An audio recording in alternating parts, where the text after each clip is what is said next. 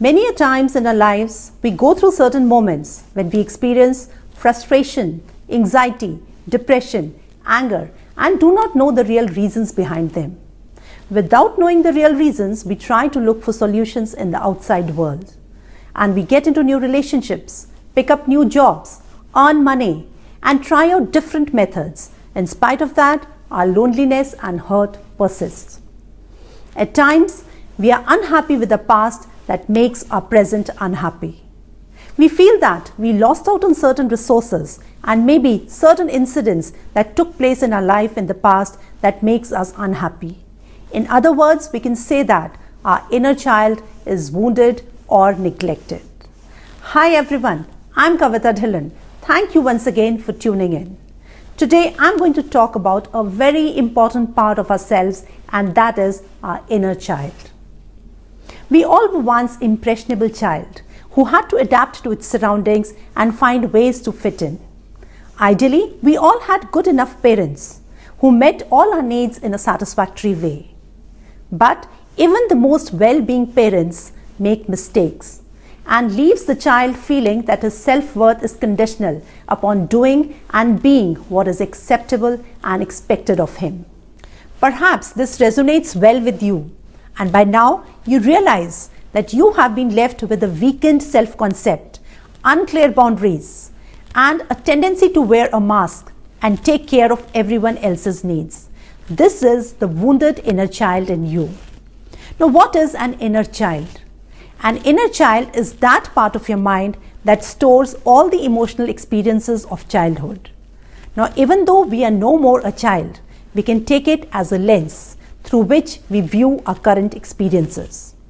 A lot of times, this lens and the wounded parts of ourselves contribute to our reactions in the present times, especially in our relationships. It also affects the choices that we make, especially in our career, professional field, also the choices that we make in bringing up our own children.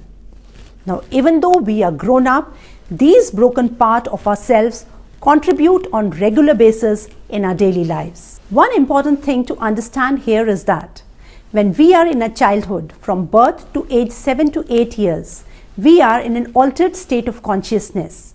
That is our egocentric state.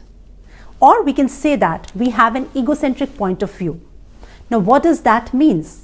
This means that we filter all our experiences happening to us during that time through a self-assigned meaning. Let's take an example here to understand it in a better way.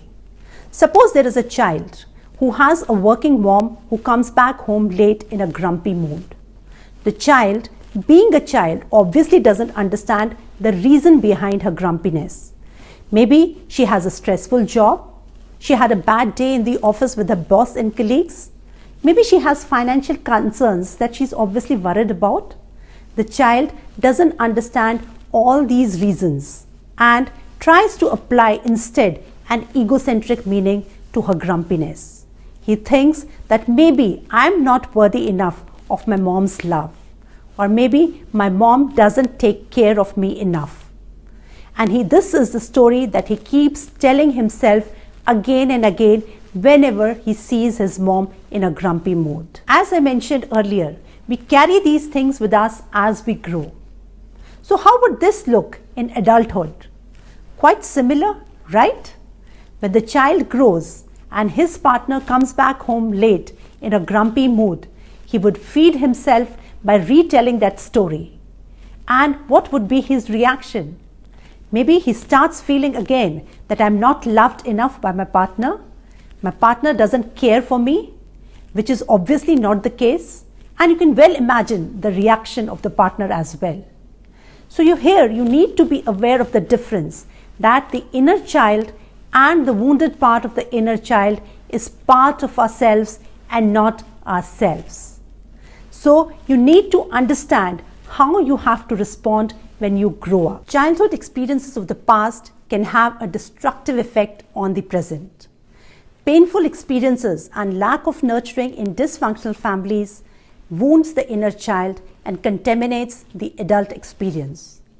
People having eating disorders have wounded or neglected inner child that affects their adult lives.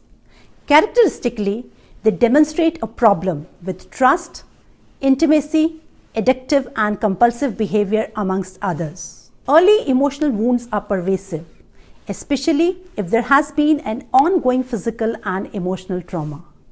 They continue to give us pain and bleed in all areas of our lives. Now, since we know about this wounded inner child, we also need to know how to heal this inner child.